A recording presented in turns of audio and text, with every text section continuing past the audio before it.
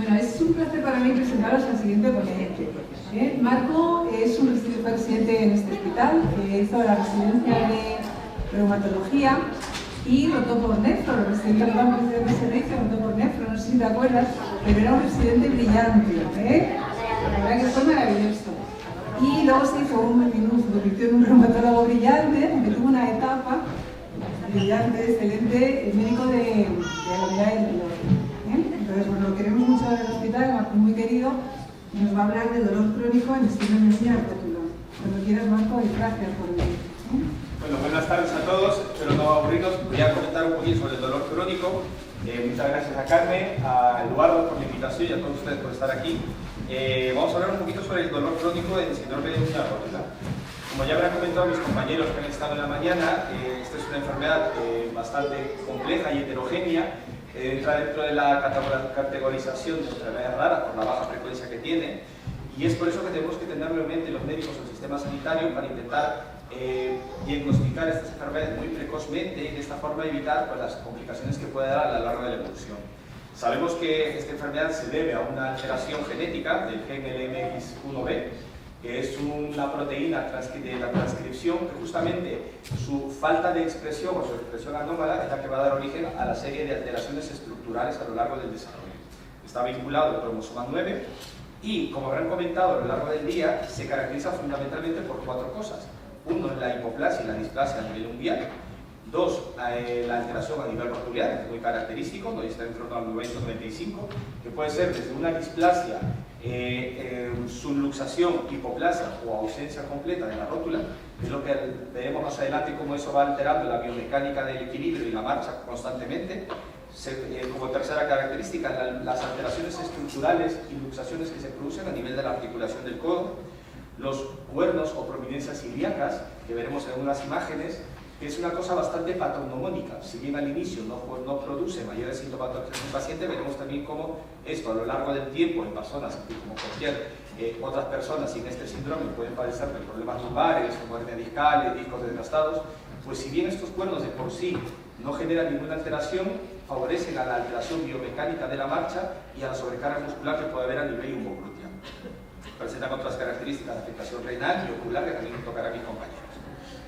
Podemos tener aquí, esta es una de las publicaciones del 2003 que realmente resume un poco las manifestaciones clínicas y toda la variabilidad de otras manifestaciones que se puede presentar de estos síndromes. Sobre todo aquí destaco las cuatro características que forman parte del diagnóstico. Y si conocemos estas cuatro características, lo tendremos presente para el diagnóstico desde etapas muy tempranas. Por ejemplo, las alteraciones unguiales, que ya la conocemos la mayoría, que es bastante, que se ve claramente al inicio, que quizás es lo primero que salta a la luz cuando tenemos un paciente, un niño con este problema. Luego tenemos las alteraciones rotulianas, que pueden ir desde la agenesia, la ausencia, displasia o hipoplasia de la rótula, que alterará la marcha y el equilibrio. Tenemos las alteraciones a nivel del codo, que favorecerá la subluxación de la cabeza del radio, por ejemplo. Y lo que os comentaba de los cuernos a nivel del hueso ilíaco, que son estas pequeñas prominencias que se han descrito que inicialmente, aunque se puedan palpar en los niños, no supone mayor problema. Pero a lo largo del desarrollo, cuando vamos padeciendo patologías mecánicas lumbares como la degeneración del disco, pueden facilitar a la sobrecarga muscular a este nivel. Hay otra serie de manifestaciones que se han descrito en estas revisiones, desde alteraciones en cuanto al genu vago y genu valgo de las rodillas, que se deben justamente a la ausencia o una rótula muy hipoplásica, que permite que el juego de la rodilla no se mantenga en su línea, se pierda la alineación de la rodilla y ésta se vaya ladeando hacia un lado o hacia el otro. Hay otras alteraciones a nivel de la columna espinal, como una mayor tendencia al desgaste de disco y otras estructuras. Si repasamos a nivel musculoesquelético, sobre todo en la rodilla, vamos a ver estas alteraciones. Voy a pasar directamente a esta imagen. Como podemos ver aquí, vamos a tener desde una anomalía en la displasia a la hora de la formación de la rótula, como a la ausencia total. Para el que no entiende muy bien la rótula, que es este huesecillo que está entre los dos condilofemorales, sirve un poco de juego para que la rótula entre los dos condilofemorales se desplace y mantenga la pierna alineada. ¿Qué ocurre si primero no tenemos la rótula? El tendón cuadricipital se va a unir directamente al tendón rotuliano y va a ser sencillamente un tendón conjunto y la rodilla no va a tener un tope fijo a la hora de fijar la extensión de la pierna. Y esto va a favorecer a la inestabilidad y la inestabilidad va a favorecer al desgaste precipitado, anticipado de los cartílagos articulares, como puedo ver en esta imagen. Estos son los cóndilos femorales y vemos cómo estos cartílagos se van desgastando. Si la rótula es hipoplásica y esta, al no tener fuerza para sostener los tendones, se subluxa a uno de los lados, va a haber una fricción de la rótula, la canilla de la rótula, con uno de los cóndilos femorales. En vez de la rótula estar justamente en el centro para que se mueva entre los dos cóndilos, se lateralizará y hará una fricción contra los cóndilos femorales. Esto favorecerá al desgaste y la inestabilidad. A nivel del codo se pueden presentar diversos tipos de alteraciones como desgastes y luxaciones, que a largo plazo lo que va a llevar es que el paciente tenga cierta restricción a la hiperextensión del codo, va a favorecer a un desgaste anticipatorio y en etapas o alteraciones más avanzadas podrían incluso asociarse a atrapamientos nerviosos, sobre todo el nervio cubital a este nivel. Otras alteraciones musculoesqueléticas, puede haber una alteración a nivel del tronco, alguna asimetría de miembros inferiores, un aumento de la lordosis, de la curvatura lumbar más pronunciada a nivel de la zona lumbarosacra y, como os comenté, la presencia de estos cuernos cutáneos. Estos cuernos ilíacos suelen estar en la mitad de la parte posterior del hueso ilíaco. Esta es una zona donde se insertan todos los músculos glúteos, el glúteo medio, el glúteo menor y el glúteo mayor que los envuelve. Si bien esta presencia de esta prominencia ósea no supone ninguna alteración propia para el músculo, si yo con el tiempo tengo tendencia a las contracturas miofasciales a nivel del glúteo, la presencia de este cuerno ilíaco va a favorecer a que las contracturas sean más frecuentes, más sostenidas y quizá no van a remitir tan fácilmente como si tomo un relajante muscular o voy al fisioterapeuta para que me descontracture el músculo, ¿no? Todas estas alteraciones biomecánicas, como la displasia, la hipoplasia y demás, nos van a llevar a alteraciones y restricción en los movimientos porque la biomecánica se va a ir alterando a la hora de la marcha o al estar de pie.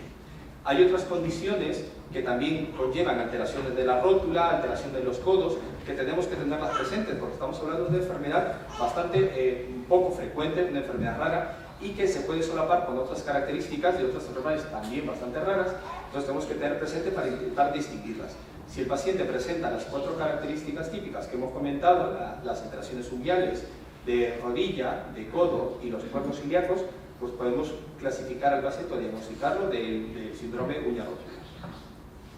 Ahora, con respecto al dolor, está descrito que la alteración de este gen de transcripción que disminuye su expresión se ha visto asociado también a la conducción y la producción del sistema dopaminérgico y serotoninérgico.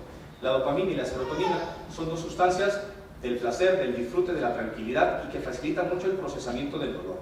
Entonces, si tenemos que la vía descendente del dolor, que es la que frena el impulso doloroso, está disminuida, normalmente cuando tenemos nosotros una lesión, una contractura muscular, un traumatismo, una luxación, una fractura o algún daño, lo normal es que nuestro cuerpo nos defienda ante ello. ¿Qué ocurre? Tenemos la lesión se conduce por el asta posterior de la columna, esto va hacia el tálamo, quien es el que da la orden para sentir nosotros que nos está doliendo. Y si me estoy quemando la mano en una olla, pues esta señal hace que mi cortical mande un estímulo y que yo retire la mano. Ese le duele a mí porque mi cuerpo quiere que esa zona alejarlo o protegerlo. Si a mí me duele la cabeza o me duele el hombro, me duele para que yo no mueva el hombro. Es decir, la forma en la cual mi cerebro me dice que esa zona está dañada y que no la muevas porque te vas a hacer más daño. Entonces el dolor inicialmente, sobre todo el dolor agudo, es un mecanismo de alerta, ¿vale? ¿Qué ocurre en el dolor crónico, en estos problemas donde hay un daño estructural crónico? La señal avanza, entra, se estimula. La vía descendente que va a frenar esta conducción está mediada habitualmente por serotonina y dopamina. Si yo, por esta alteración genética, voy a tener menos expresión de serotonina y de dopamina, lo que puedo esperar es que la vía descendente que me bloquea este estímulo de dolor esté disminuido. Entonces, si esto se mantiene en el tiempo, el estímulo hacia el tálamo y la cortical de que algo me duele no va a poder ser bloqueado por la vía descendente del dolor, por la disminución de dopamina y serotonina. ¿Esto que me va a llevar? Que al final sean más los estímulos dolorosos que los estímulos antidolorosos. Y esto va a generar algunas veces en el tálamo, como ocurre en el dolor crónico, que el tálamo se ve sobrepasado y ya comienza a dejar pasar más fácilmente estímulos dolorosos. ¿Esto qué quiere decir? Que algunas veces ya el paciente no responde tan bien a los tratamientos analgésicos o convencionales.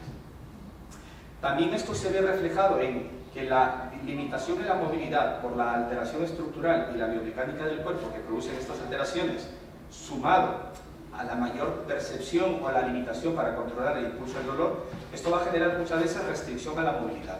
La restricción a la movilidad me puede llevar a sarcopenia o disminución de la calidad de la masa muscular por falta de movimiento. Se ha visto y se han hecho estudios a nivel de biopsia muscular para ver si además de estas alteraciones estructurales puede haber alguna alteración propia en la formación muscular, como puede ocurrir en algunas enfermedades neurológicas como las distrofias musculares. Felizmente, los estudios que se han podido recoger de pacientes con el síndrome de uña rótula, no se ha visto per se que haya alguna enfermedad ni mitocondrial ni alguna otra alteración relevante del músculo para pensar que hay una repercusión directa en el músculo. Sí se ha visto que estos músculos tienen mayor cantidad de infiltración grasa y un poco más de atrofia por la limitación en el uso, o sea, son atrofias por desuso. Todo esto, como ya comentará mi compañera más adelante, pues, ¿qué nos va a llevar? Pues, como la mayoría de pacientes que tratamos en las unidades de dolor crónico, pues, si tú te ves limitado físicamente, pues eso, quieras que no, te va a repercutir emocionalmente. Tú podías hacer algo, o ves amigos, compañeros que pueden hacer determinadas actividades y tú, al verte más limitado, eso necesariamente va a llevar un impacto emocional. Justamente por eso, a día de hoy, en la manifestación o el dolor se cataloga como una interpretación subjetiva que yo puedo tener ante el daño que presento o que ya he presentado.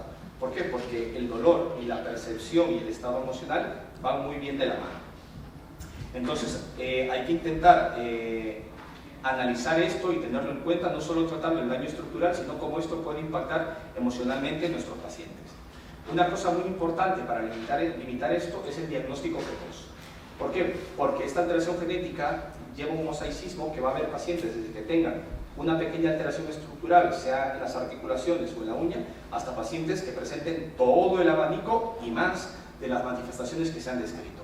Si yo tengo un paciente que tiene solo una leve hipoplasia a nivel de la rótula, por ejemplo, quizá el diagnóstico de este paciente pasa desapercibido. Como la hipoplasia es muy pequeña, el paciente hace su vida relativamente normal y probablemente va a comenzar a edades muy tempranas, 15, 20 años, con dolor de rodilla, crujido, enganches, chasquidos. Pues al inicio se hacen las típicas pruebas, radiografía, no se ve nada, toma tu ibuprofeno y tal, y pasa desapercibido, y si yo no tengo presente esto, pues esto comienza a mermar en las articulaciones y ya dejar un daño residual. Entonces es muy importante tener en mente una enfermedad rara para poder hacer el diagnóstico precoz. ¿Qué alternativas puedo ofrecer yo a los pacientes? Pues va a depender mucho del abanico de cuáles son las manifestaciones clínicas que tenga y en qué momento yo voy a diagnosticar y tratar este proceso. Lo importantísimo a nivel articular y en cuanto al dolor es mejorar la estabilidad articular. Desde pacientes con una pequeña hipoplasia articular, una hipoplasia de la rótula, hasta pacientes con una agenesia completa. Va a depender el tratamiento fisioterapéutico u ortopédico en estos pacientes. Desde si esto yo lo diagnostico y lo comienzo a tratar a los 5 años, 6 años, que si ya lo cojo con un paciente con 40, 45 años. Entonces el manejo va a cambiar considerablemente. En algunos casos, y sobre todo en fases precoces o muy joven, está indicado no solo la ortesis, sino la cirugía ortopédica, para corregir la alteración biomecánica de la alineación de la rodilla o del codo, por ejemplo. Con respecto al arsenal del tratamiento del dolor que esto produce, no hay ninguna guía clínica que especifique un tratamiento concreto para este problema, sino entra dentro del abanico cómo se trata el dolor crónico en aquellos pacientes que tienen dolor crónico. ¿Qué medicamentos podemos contar? Vamos a tener desde terapias analgésicas, cuando el dolor es un dolor somático, quiere decir que es un dolor que guarda estrecha relación con el daño estructural. A mí me duele el codo, me duele la rodilla, es un dolor que si yo no apoyo no me duele, si apoyo me duele, eso se llama un dolor nociceptivo. Lo vamos a tratar con analgésicos normales como el paracetamol, el nolotil, el ibuprofeno para momentos puntuales cuando hay un episodio de agudización. Y el éxito de este tipo de tratamientos entra dentro del manejo del dolor crónico. Si por el contrario el dolor que presenta el paciente ya no es solo vinculado al daño estructural, sino que por el tiempo, la cronicidad, se ha producido un fenómeno de sensibilización en el cual esa zona, el dolor que yo percibo, es desproporcionado al daño estructural, porque lo que hemos hablado hace un momento del sistema nervioso, el sistema nervioso me ha jugado esta mala pasada y el tálamo se ha descontrolado, ya hablamos de un dolor que se maneja como el dolor neuropático, ya no solo nociceptivo. Y para el dolor neuropático, como recordarán o como les sonará, hay diversos medicamentos como la famosa pregabalina, lírica, gabapentina, neurontin, duloxetina. Son medicamentos que actúan a nivel del sistema nervioso y lo que van a hacer es intentar frenar la conducción nerviosa hacia esa estructura dañada. así como otras enfermedades del sistema nervioso. Se está estudiando mucho sobre el uso de los cannabinoides a este nivel. El cannabinoide no deja de ser otro tipo de analgésico que actúa por la vía de los cannabinoides y que en dolor crónico de perfil neuropático está dando muy buenos resultados. Para la revisión de esta sesión logré encontrar un artículo que tenía una serie de, creo recordar, 28 o 30 pacientes que también daban buenos resultados.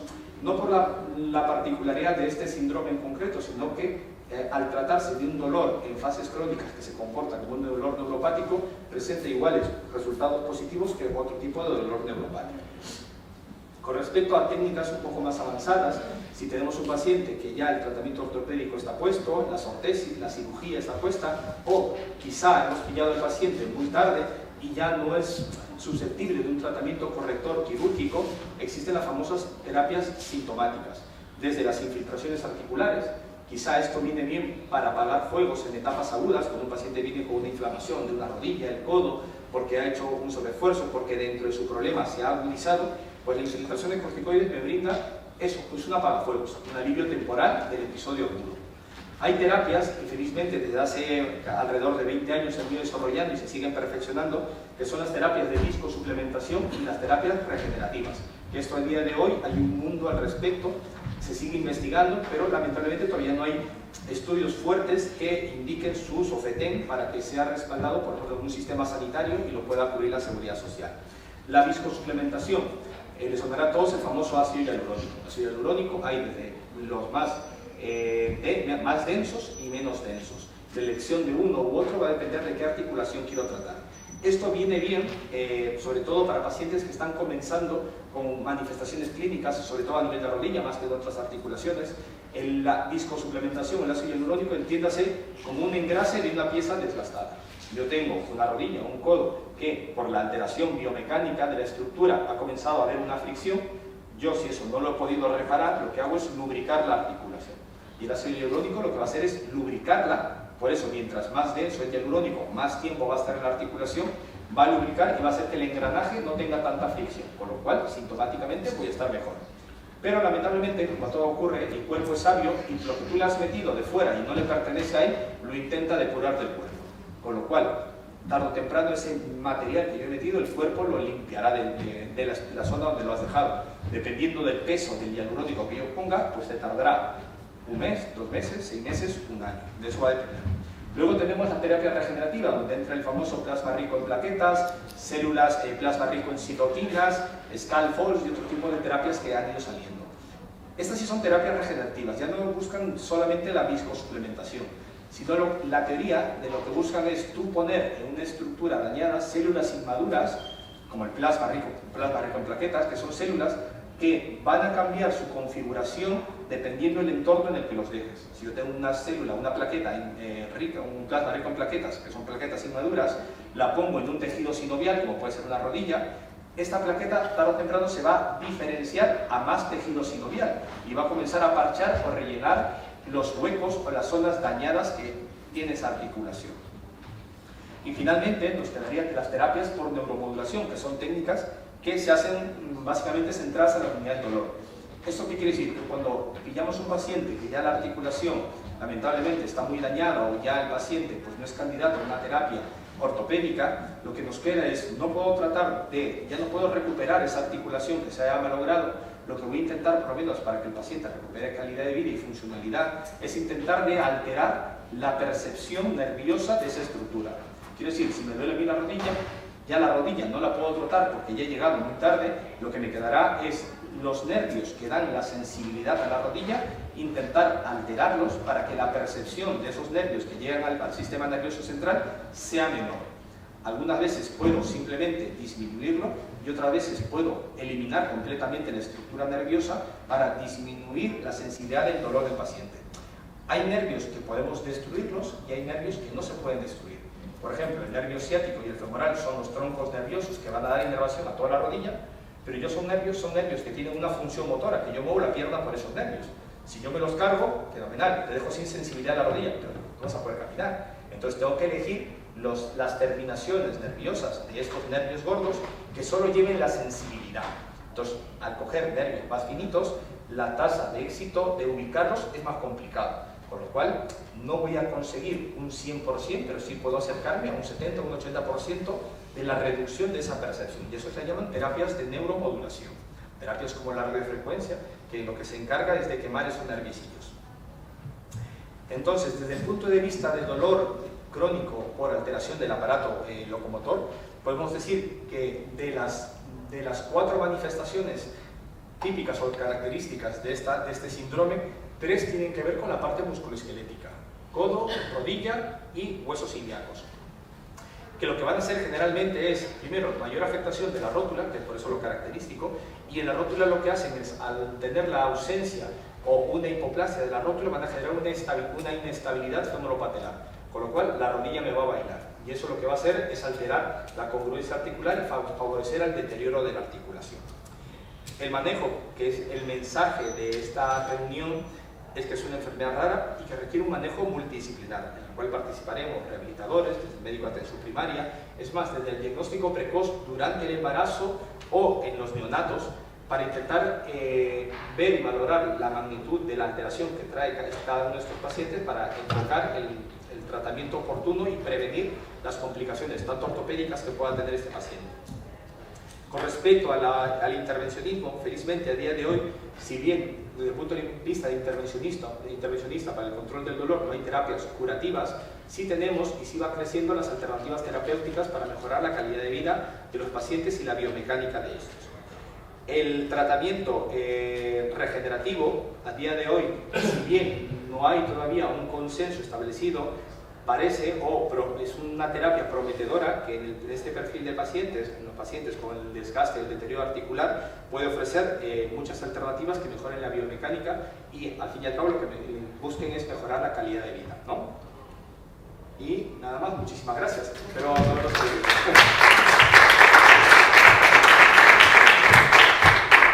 Muchas gracias, Marco, muy bonito. ¿Tenemos alguna pregunta, Marco? No hay ninguna duda sobre el dolor. Bueno, Marco, yo la verdad que lo has contado todo muy bien. Me iba apuntando cosas. ¿Tú que has trabajado años en la unidad del dolor? ¿Has visto muchos pacientes con síndrome de uña rotular que van a la unidad del dolor? Salvo Edu. O sea, afortunadamente es una enfermedad que es poco frecuente, pero hay mucha afectación, o sea, no es eso lo que afectaciones hay muchas, sino hay mucha repercusión, mucho dolor por el síndrome de uña rotular. Yo creo que... no sé, os pregunto si se tolera y... Yo creo que primero hay un infradiagnóstico, porque por lo que he estado revisando un poco en el tema, como hay un abanico de presentaciones, como comenté, puede haber un paciente que tenga todas las características y más de lo que se ha puesto a descubrir, pero hay un buen grupo de pacientes que están infradiagnosticados y que seguramente seguirán hasta el final de sus días. Pacientes que tienen una pequeña desviación de la rodilla, un pequeño valgo, y que comienzan en edades precoces, 20 años, con una alteración.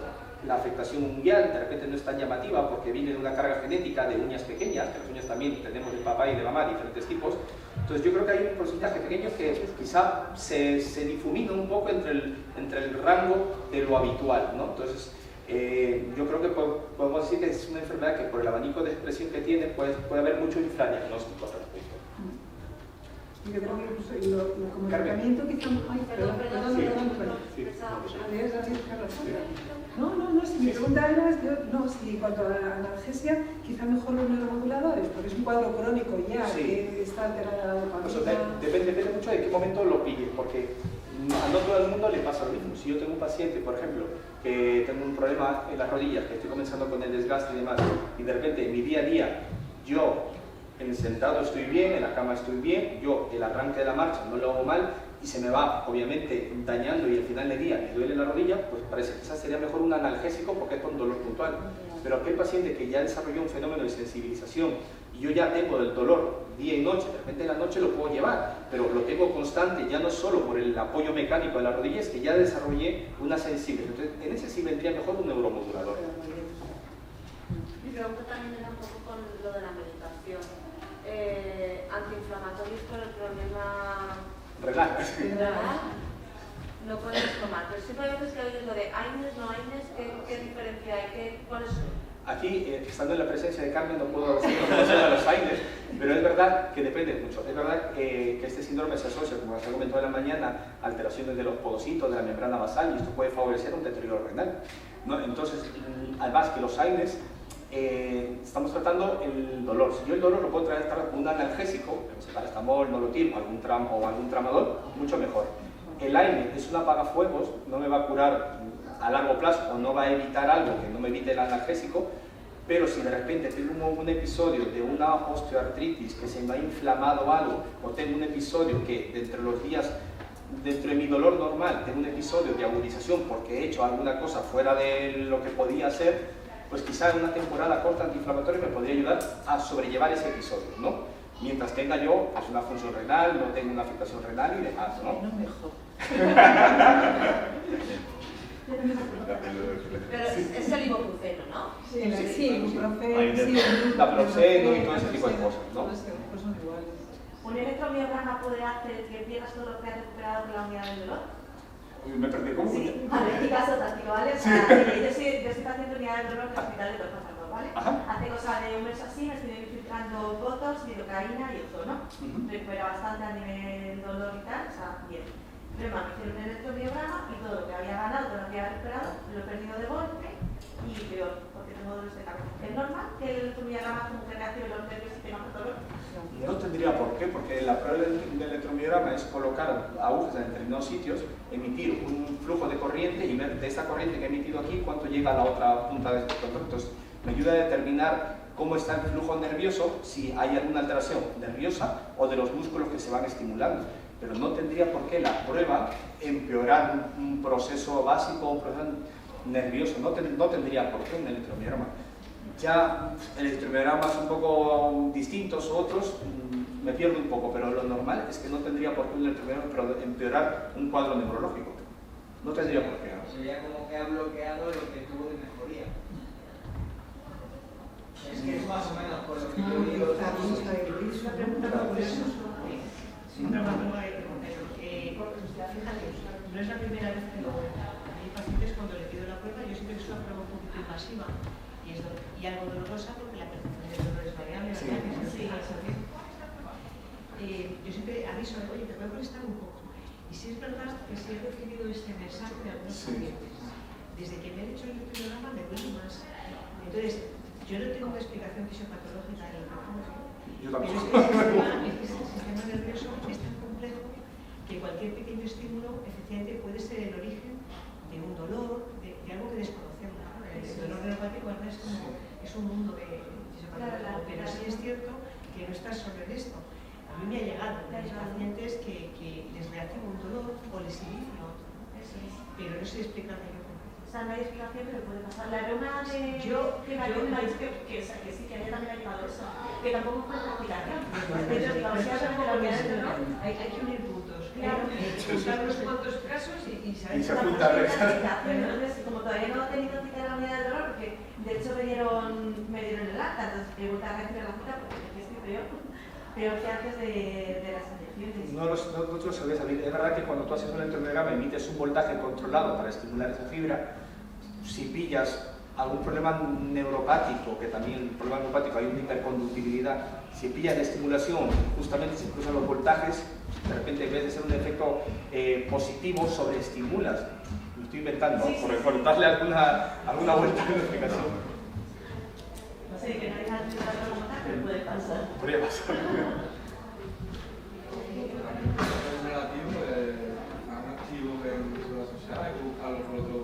¿Sabes lo que pasa? Que como la terapia regenerativa, sus inicios están vinculados al ámbito privado, nunca ha habido hasta hace poco registros de la efectividad, el perfil de paciente. O sea, tú para promocionar o dar un fármaco y decir que es bueno, tienes que hacer un estudio controlado. Tienes que decir, pues yo he puesto este medicamento a este grupo de pacientes que se parece a este otro grupo de pacientes y he visto a lo largo del tiempo, analizo las variables, ¿no? Entonces, como esto es una herramienta que se ha hecho mucho en la privada no se hace eso, se pone al paciente un poco en función a demanda de la sintomatología. Entonces, no hay un registro de eso. Cuando esto se está comenzando a estudiar, que será en los últimos 10 años, se están recién comenzando a estudiar y ver qué protocolo puedo seguir. Entonces, por ejemplo, el PERN con plaquetas está basado su terapia en esta sobreestimulación del plasma para que se diferencie a nivel articular. no está claro, bueno, ahora es un poquito más claro, pero en su momento no estaba claro cuántas veces infiltrar una rodilla, por ejemplo. Uno puede encontrar que un compañero del ámbito privado o en la pública concreta ponía el plasma rico en plaqueta una vez por semana durante 3 semanas. Encontrarás otro que pone una cada 15 días o cada 10 días, unos que ponen 2 sesiones, otros que ponen 3 sesiones, otros que ponen 4 sesiones. Entonces, ahora, también depende cuánto volumen de plasma colocas. La mayoría de los que hacen plasma rico en plaquetas las hacemos de la forma artesanal. Antiguamente sacas sangre, se pasa a una centrifugadora, sacas el contenido del plasma que está al fondo y eso lo inyectas. Pero realmente no sabes cuándo termina el plasma pobre en plaqueta y del rico en plaqueta, lo sacas un poco hacia el ojo. Ahora, cuando ya hay equipos cada vez más específicos que se centrifuga, se tipifica cuál es el PRP, cuál es el PPP, ya más o menos tienes una idea, pero es distinto si tú en un momento estás muy hidratado y has hecho una buena dieta antes del PRP, la sangre que yo te saco es el tratamiento. Si tu nutrición o tu estado nutricional es malo, la sangre que te meta va a ser mala también. Entonces yo cuando saque esa sangre no sé exactamente cuántas plaquetas te estoy poniendo.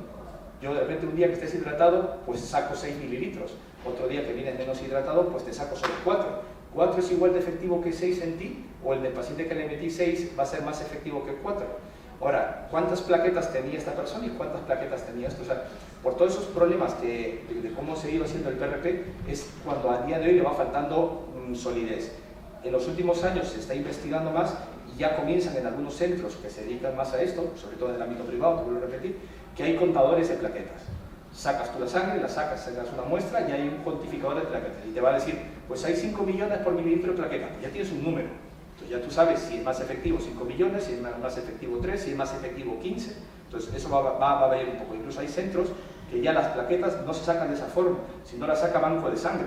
Como cuando vas a transfundir un paciente, pues banco de sangre te saca la sangre, lo centrifuga, lo prepara en una campana y ellos te lo dan en un paquetito y te dice aquí hay 5 millones por mililitro. Entonces ya lo puedes cuantificar. Se ha hecho de una manera más, más cuidadosa que la forma como se ha hecho. Entonces, a día de hoy está más vinculado al ámbito privado, pero se pretende, o lo que se quiere, en diferentes centros sanitarios, ya que va ganando base evidencia, que se comience a meter, porque parece que sí va a ser una buena respuesta como terapia regenerativa, no solo para este síndrome, sino para la patología degenerativa en general, sobre todo en gente joven.